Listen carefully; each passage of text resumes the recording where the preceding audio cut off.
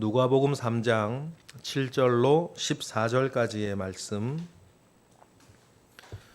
우리 다 같이 한 목소리로 합독하겠습니다. 요한이 세례 받으러 나아오는 무리에게 이르되, 독사의 자식들아, 누가 너희에게 일러 장차 올 진노를 피하라 하더냐. 그러므로 회개에 합당한 열매를 맺고 속으로 아브라함이 우리 조상이라 말하지 말라. 내가 너희에게 이르노니 하나님이 능히 이 돌들로도 아브라함의 자손이 되게 하시리라. 이미 도끼가 나무 뿌리에 놓였으니 좋은 열매 맺지 아니하는 나무마다 찍혀 불에 던져지리라. 무리가 물어 이르되, 그러면 우리가 무엇을 하리이까? 대답하여 이르되, 옷 두 벌 있는 자는 옷 없는 자에게 나눠줄 것이요 먹을 것이 있는 자도 그렇게 할 것이니라 하고, 세리들도 세례를 받고자 하여 와서 이르되, 선생이여, 우리는 무엇을 하리이까 하매 이르되, 부과된 것 외에는 거두지 말라 하고, 군인들도 물어 이르되, 우리는 무엇을 하리이까 하매 이르되, 사람에게서 강탈하지 말며 거짓으로 고발하지 말고 받는 급료를 족한 줄로 알라 하니라. 아멘. 예수 그리스도를 믿는 그 믿음이 우리를 전혀 새로운 존재로 만들어 준다라고 하니 영적인 비밀을 우리가 잘 깨달아야 합니다. 맨 처음에는 법적인 선언이었죠. 우리가 칭의, 의롭다 되어졌다 했을 때에 그 법적인 선언이었습니다. 죄가 원래는 있는데 법적으로 죄 없다. 그래서 일컬음을 받았다 그러죠. 그 성경의 단어는 정말 정교해요. 의인이라 일컬음을 받았다 그랬어요. 그 말을 잘 보시면 의인이 아닌데 의인이라 불러준다는 거예요. 그래서 칭의라 그러지 않습니까? 그것이 예수 그리스도의 전적인 공로예요. 그러니까 우리는 바뀐 게 아무것도 없는데 법적으로 죄 없다고 불러준 것뿐 아닙니까? 그러면 여러분 거기서 끝나야겠어요. 이제는 받은 바 구원을 감사하고 받은 바 은혜에 감격하여서 법적으로만 의롭다 되어진 이 존재가 이제 실제로 의롭게 되어지도록, 의롭게 바뀌어갈 수 있도록 우리의 여정이 시작되는 거예요. 철로의 역정이, 변화의 여정이 시작되는 겁니다. 그 노력을 우리는 늘 밟아 나아가야겠죠. 그래서 새로운 존재가 되어지면 새로운 생활이 열리고, 새로운 생활이 열리면 새로운 생활이 열린 만큼 그곳에서는 하나님의 나라가 임하게 될 거예요. 하나님의 나라는 다른 것이 아니라 하나님의 통치니까. 여러분들이 하나님의 통치 가운데, 여러분들 하나님의 말씀으로 이렇게 다른 것을 따라 살지 아니하고 하나님의 말씀을 따라 살기 시작하면 최소한 여러분이 있는 곳에는 하나님의 통치가 임해요. 여러분은 하나님의 말씀을 따라 사니까. 그런 사람들이 한 명이 있고 두 명이 있고 세 명이 있고 100명이 모이고 1000명이 모이면 그건 점점 더 크고 강력한 하나님의 나라가 임하게 되겠죠. 그러니까 예수님의 선언도 마찬가지. 회개하라, 천국이 가까이 왔다. 회개하라, 하나님의 나라가 가까이 왔다 라고 하는 말은 완성된 하나님의 나라를 주님이 이렇게 끌고 오시지만 그 전에 우리는 하나님의 나라에 살만한 사람으로 훈련하고 연단하고 삶의 열매를 맺어 나아가야 하는 것. 그것이 2000년 전이나 지금 오늘 우리에게나 우리의 삶에 놓여있는 가장 중요한 과업이라고 하는 것을 여러분 꼭 기억하셔야 돼요. 다른 건 다 지나가는 겁니다. 내가 이거 했습니다. 내가 저거 했습니다. 심지어는 내가 이것 잘못했습니다. 저거 잘못했습니다. 나는 이겁니다. 저겁니다. 뭐 이거 이루었습니다. 뭐 이거 가졌습니다. 다 지나가는 거고. 지나가지 아니하고 하나 남아있는 것은 그 길을 향해 나아갔던 사람으로서의 속에 쌓여간 변화의 증거밖에 없다는 사실들을 여러분 꼭 기억하시고, 늘 여러분 우리가 늘 새로워지는 은혜가 우리에게 있기를 바랍니다. 그러니 이전 것은 지나갔으니 보라 새 것이 되었도다 라고 하는 그 말씀은 하나의 사건이 아니라 매일매일 일어나야 되는 사건이고, 그러니까 사도 바울 나는 날마다 죽노라 라고 하는 말을 그래서 하는 거예요. 나는 날마다 죽고 날마다 새로워지는, 그래서 일신우일신하는 그 삶을 우리는 믿음 가운데에 살아가야 한다라는 것들이 중요한 우리의 덕목이겠습니다. 세례 요한이 등장하여서 이렇게 사역을 펼칠 때에도 그 얘기를 한 거예요. 오늘 우리가 읽은 본문은 세례 요한으로부터의 회개 운동, 부흥 운동의 그 현장을 우리가 지금 읽고 있습니다. 어제 본문에 보면 디베료가 통치하기 시작한 지 황제가 된 지 15년째 되던 해다. 그 이야기로 시작이 되어져 디베리오, 티베리우스라고 이제 세계사에 나오는 이 로마의 황제는 로마의 두 번째 황제 아닙니까? 그러니까 이제 디베리오가 황제가 된 게 AD 14년이에요. 그런데 이제 11년부터 아구스도 첫 번째 황제의 건강이 그렇게 좋지 않아서 11년부터 섭정을 하기 시작했으니까 이제 누가가 말하는 이 디베리오 15년이 11년째부터를 말하는 건지 진짜 정식 황제가 된 14년을 말하는 건지는 정확하진 않아요. 그런데 3년어간 차이 나는 거니까 그렇게 큰 차이는 아니고, 그러면 우리가 세례 요한이 사역을 시작할 때의 그 연도를 대략 계산할 수 있어요. 11년부터 15년 뒤, 14년부터 15년 뒤 생각하시면 되는 거죠. 누가는 정말 역사가로서의 어떤 그 사명감이 투철하여서 그런 연대 계산을 우리에게 하는 데에 정말 도움을 많이 주고 있어요. 그래서 뭐 안나스가 어떠고 저쩌고 어제 본문에 나오는 그런 것들도 연대 계산하는데 굉장히 중요합니다. 그러니 이제 대략 AD 29년 언저리에서부터 세례 요한이 사역을 시작했는데, 세례 요한이 사역을 시작하고 세례 요한이 있는 그 유대 광야, 요단강 임금강변에 있는 유대 광야로 사람들이 막 몰려드는 것 자체가 굉장히 큰 부흥 운동이에요. 그리고 이상한, 참 유대인들 입장에서는 참 이상한 사건이 하나 벌어지는데, 세례 요한의 그 부흥 운동, 세례 요한의 회개 운동으로 일어난 참 특이한 사건이 사실은 7절이에요. 7절으로 읽어보겠습니다. 시작. 요한이 세례를 받으러 나오는 무리에게 이르되 독사의 자식들아 누가 너희에게 일러 장차 올 진노를 피하라 하더냐라는데, 세례를 받으러 요한에게 나왔다, 세례 요한에게 나왔다라고 하는 이 유대인들이 세례 받는 이 사건은요, 사실은 굉장히 특이한 사건이에요. 왜냐하면 세례는 누가 받는 거냐면 유대교로 개종하는 이방인이 받는 거예요. 유대인이 세례 받는 법이 없어요. 이방인 가운데에서 유대교로 개종하는 사람들이 많았습니다. 되게 많았어요. 그때 이제 세례를 받는 건데, 유대인이 세례를 받는 일은 참 낯선 일이에요. 그러면 여러분, 이 유대인이 요단강까지 가가지고 세례 요한에게 세례를 받는 이 세례의 의미는 무엇이었을까 생각을 해볼 필요가 있습니다.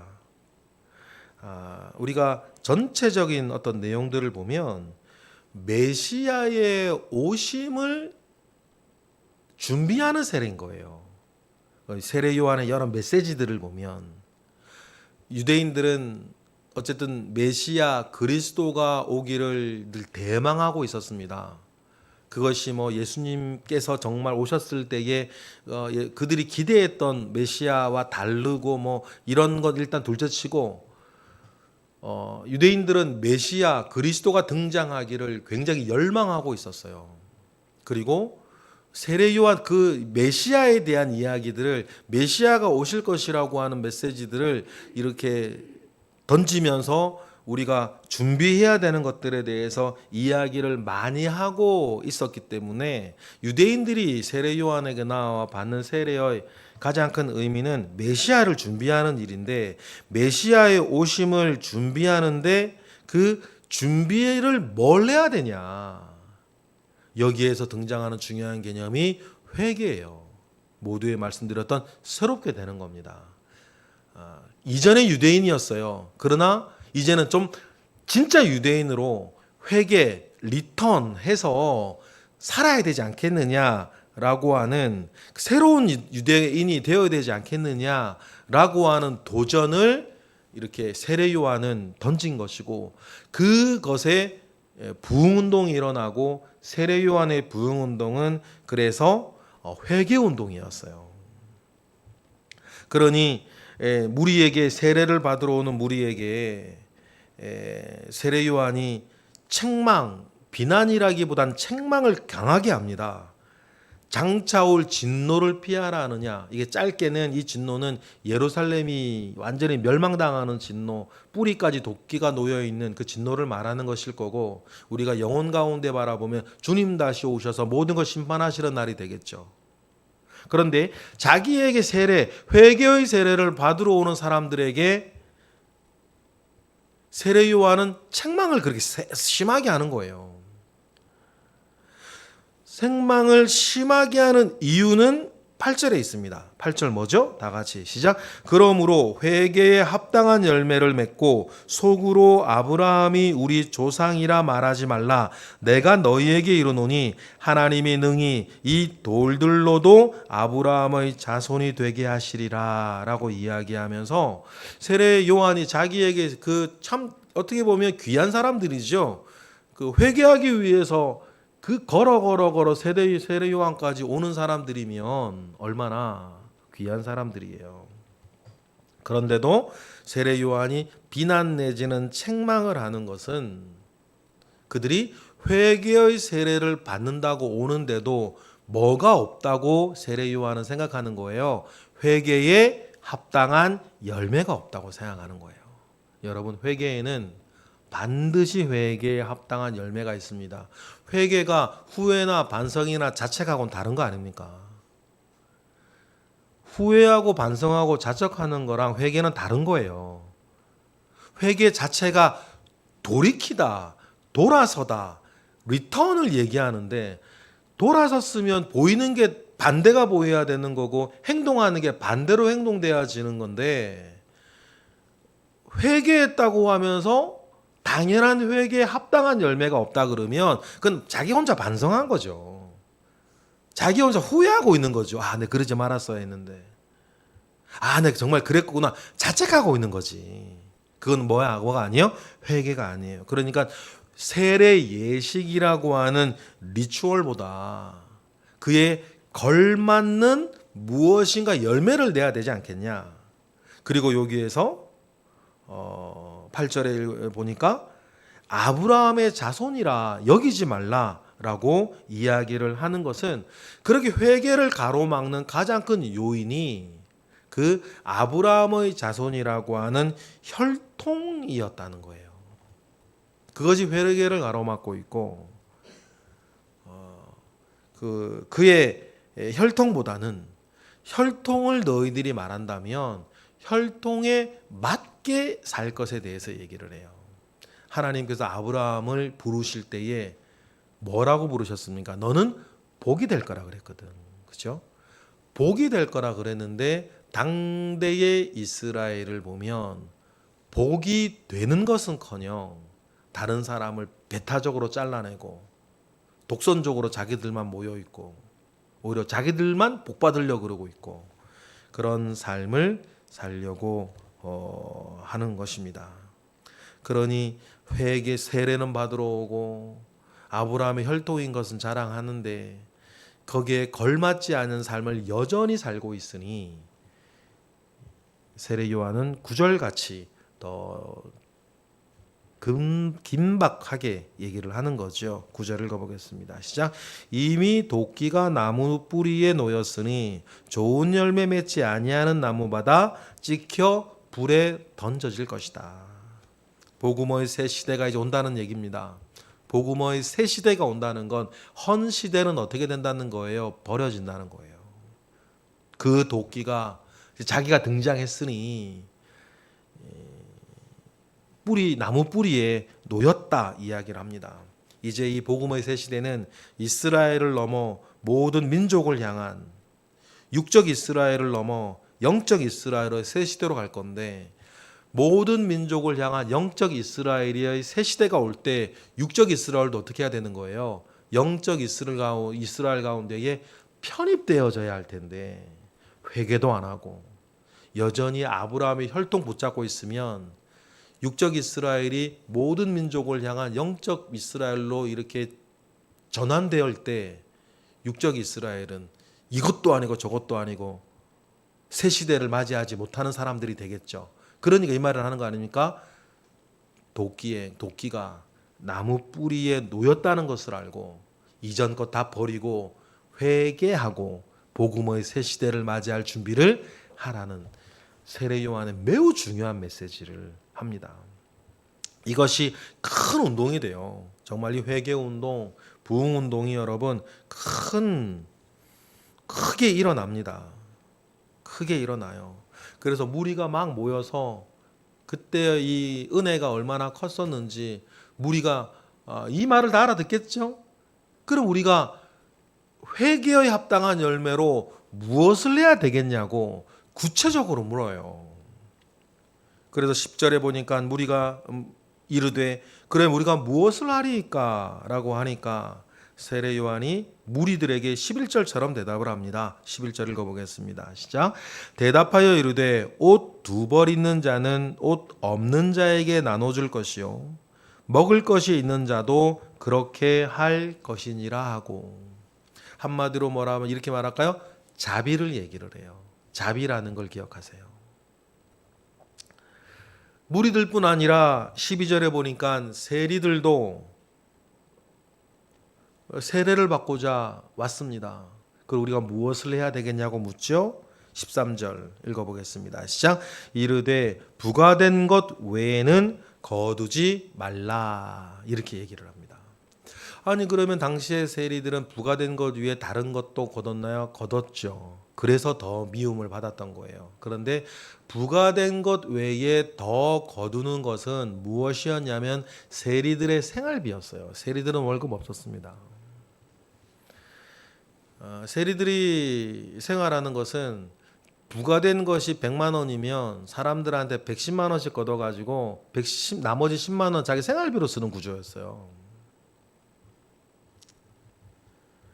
그러니 부과된 것 외에는 거두지 말라라고 했을 때 또 그 안에 또 뭐 생활비로 쓰기 위해서 내규가 있었겠죠. 우리들이 사람 사는 건 똑같으니까 100만 원 할 때 뭐 110만 원, 105만 원 이렇게 해서 이걸 하라고 했는데 그건 뭐 내규니까 뭐 자기 욕심대로 더 했겠죠. 그것이 세리들이 당대에 더 죄인 취급을 받는 요인이었어요. 그래서 세리들에게 말하는 것을 한마디로 우리가 요약을 한다 그러면 공정이겠죠. 공정. 군인들도 나왔습니다.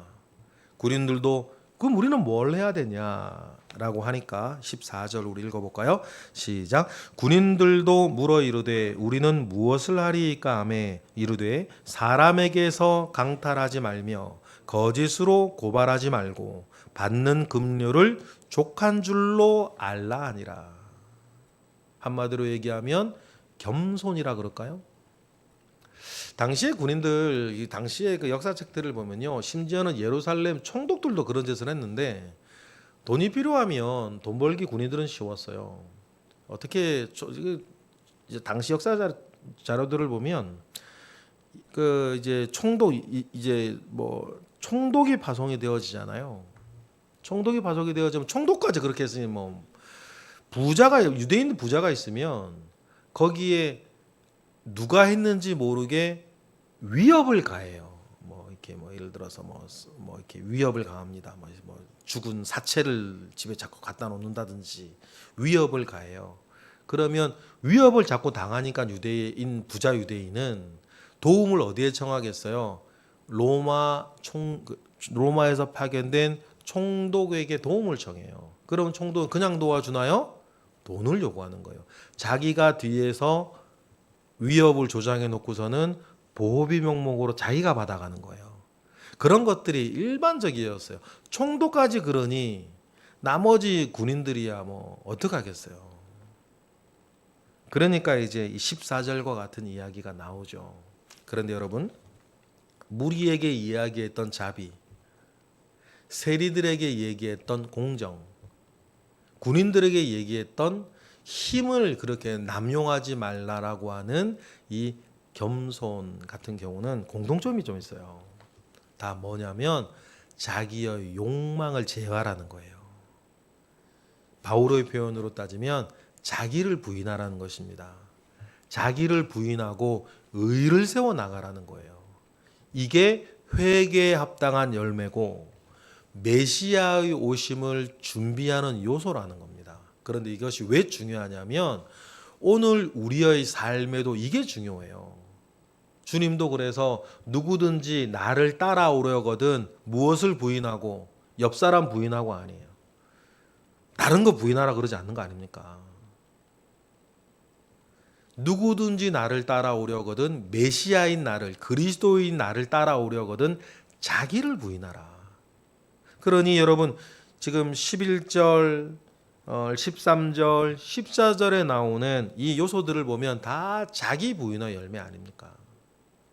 회개에 합당한 열매는 자기 부인의 열매, 그것이 자비로 표현이 되어지고 공정으로 표현이 되어지고 겸손으로 표현이 되어지지만 그 모든 것들을 하나로 모으면 주님과 주님의 말씀 앞에 자기를 부인하고 자기 욕망을 내려놓고 욕심 따라 살지 않고 믿음 위에 서서 말씀 따라 살고자 하는 그 회개가 일어나야 될 것에 대해서 세례 요한은 불같이 이 사역을 했던 거 아닙니까? 이 세례 요한의 메시지가 우리에게도 중요한 것은 우리가 주님을 따라 살고자 하는 마음, 주님을 따라 살고자 하는 우리 뜻이 우리 가운데 있을 때 우리도 마찬가지인 거예요. 어렵게 생각할 수 없습니다. 옷 두 벌 있는 자는 옷 없는 자에게 한 벌 나눠주고자 하는 그 자비 가운데 사는 것이고, 내가 해야 되는 것, 내가 가져야 되는 것 외의 것들은 욕심 부리지 않고 내버려 두는 것이고, 내게 힘이 있을 때, 자격이 있을 때, 자리에 있을 때 그것으로 다른 일을 하지 않는 것, 사람 엇박하는 것이 아니라 사람 살리는 일을 하는 것, 여러분 그러한 것인 것을 우린 기억을 하고 이러한 그리스도를 사모하는 사람으로서의 삶을 언제나 잘 살아가시는 우리 모두가 되기를 주님의 이름으로 축복합니다. 기도하겠습니다. 하나님, 감사와 영광을 올려드립니다. 크신 은혜 가운데에 우리와 함께 하시옵소서. 크신 능력 가운데에 우리와 함께 하시옵소서. 하나님 아버지의 선하신 은혜가 오늘도 우리 가운데 있기를 원합니다. 그래서 우리도 새로운 날은 새로운 날로 맞이하고 새로운 날, 새로운 존재가 되어 우리 살아가게 하시고, 이전 것은 지나갔고 보라 새 것이 되었다는 그 말씀의 고백이 매일매일 새벽마다 우리 입에서 고백되어지는 말씀 되게 하시옵소서. 이 시간 드려지는 감사 예물 가운데에 주님 함께 하시고 오늘도 새벽을 깨워 기도하는 이들 가운데에 은혜를 더하여 주시옵소서. 예수 그리스도의 이름으로 기도드렸나이다. 아멘.